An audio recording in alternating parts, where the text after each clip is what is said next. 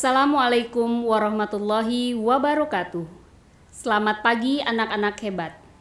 Kita memasuki hari kedua pada kegiatan MPLS UPT SMP Negeri 24 Kota Tangerang tahun pelajaran 2021-2022. Adiwiyata, Ibu Sri Rahayu SPD.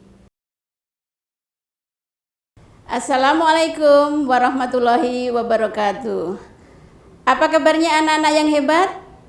Ibu berharap kalian selalu sehat walafiat. Terlebih dahulu Ibu menyampaikan ucapan selamat kepada kalian yang sudah diterima belajar di SMP Negeri 24 Kota Tangerang.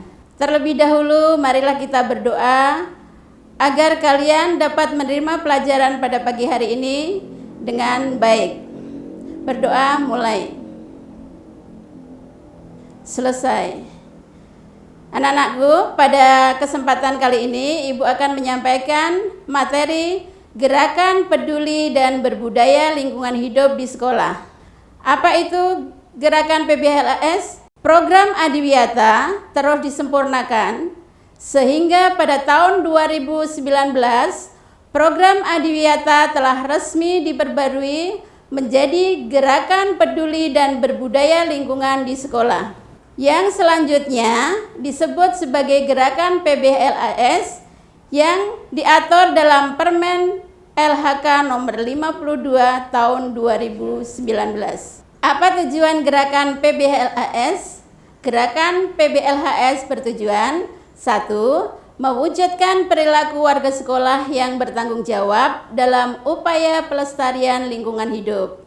Yang kedua, meningkatkan kualitas lingkungan hidup di sekolah. Yang ketiga, merupakan suatu upaya dalam mendukung ketahanan bencana warga sekolah. Apa itu warga sekolah atau siapa saja? Warga sekolah yang ikut berpartisipasi dalam gerakan ini, yang pertama, unsur utama antara lain kepala sekolah. Kemudian yang kedua, pendidik. Yang ketiga, tenaga kependidikan. Yang keempat, peserta didik termasuk kader adiwiyata. Nah, kader adiwiyata ini diambil dari wakil dari semua kelas, jumlahnya 20% dari semua warga sekolah. Unsur tambahan antara lain 1.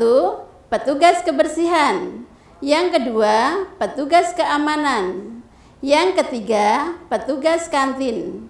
Yang keempat, wali murid. Yang kelima, masyarakat lainnya. Gerakan PBLHS dilaksanakan melalui 5 kegiatan. Yang pertama, pembelajaran dalam mata pelajaran. Nanti materi dikaitkan dengan kegiatan lingkungan.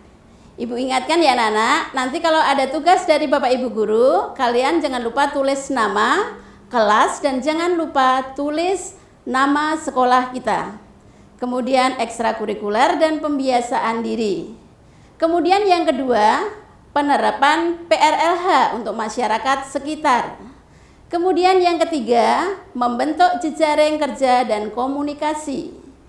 Yang keempat, kampanye dan publikasi gerakan PBLHS. Yang kelima, membentuk dan memperdayakan kader adiwiyata. Contoh gerakan PBLHS di SMP Negeri 24 Kota Tangerang. Yang pertama, membersihkan sanitasi dan drainase. Yang kedua, pengelolaan sampah, kemudian ada penimbangan sampah dan sedekah sampah. Kemudian yang ketiga, pembibitan, menanam dan merawat tanaman. Kemudian yang keempat, melakukan konservasi air. Yang kelima, membuat inovasi, yaitu pembuatan alarm banjir. Kemudian yang keenam, menerapkan PRLH di masyarakat. Yang ketujuh, membentuk jejaring kerja dengan instansi lain. Kedelapan, mengadakan kampanye dan publikasi gerakan PBLHS. Kemudian yang terakhir adalah membuat kader adiwiyata. Penghargaan Adiwiyata SMP Negeri 24 Kota Tangerang. Yang pertama, penghargaan Adiwiyata tingkat kota pada tahun 2014. Kemudian nomor 2, Penghargaan Adiwiyata tingkat provinsi tahun 2015. Kemudian pada tahun 2015 sekolah SMP Negeri 24 ada renovasi. Kemudian baru nomor 3 penghargaan Adiwiyata tingkat nasional pada tahun 2017. Kemudian nomor 4 penghargaan Adiwiyata tingkat mandiri tahun 2019. Untuk meraih penghargaan Adiwiyata Mandiri, sekolah kita mengadakan pembinaan sekolah imbas. Yang pertama, SD Amor Prime School, kemudian yang kedua SD Yadika 3, kemudian yang ketiga SD Negeri Pondok Bahar 2. Kemudian sarana yang digunakan untuk kegiatan pembelajaran di SMP Negeri 24 Kota Tangerang, yang pertama greenhouse. Greenhouse letaknya ada di belakang sekolah yang digunakan untuk pembibitan dan untuk merawat tanaman yang hampir mati. Kemudian yang nomor 2, tanaman obat sekolah. Ini letaknya ada di belakang sekolah.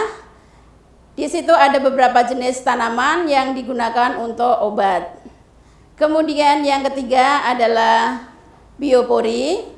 Biopori itu ada di halaman, kemudian ada di saluran air dan ada di belakang dan sebagainya.